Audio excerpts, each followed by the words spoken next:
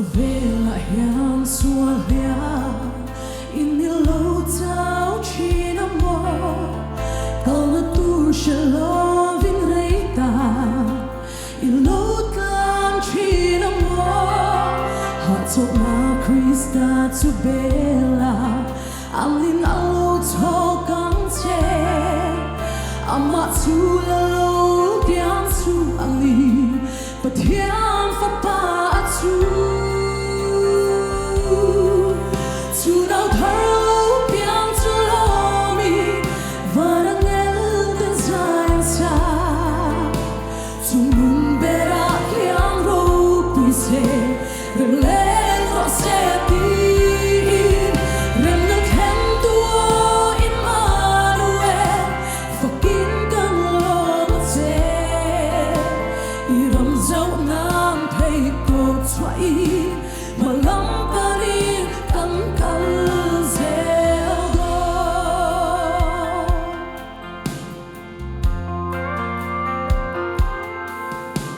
mong ân bị đốn na toki har sat na zong zong te me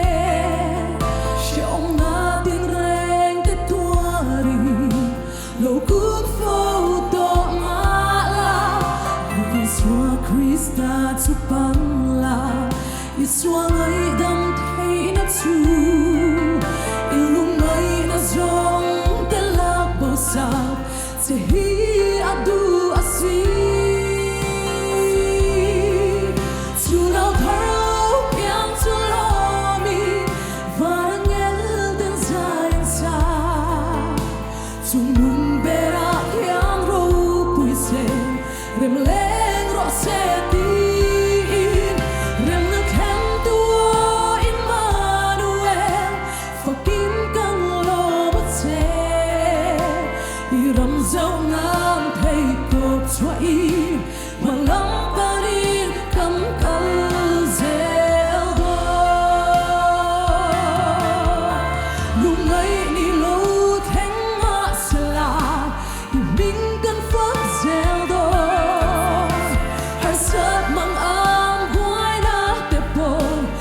Sim, boy, chill,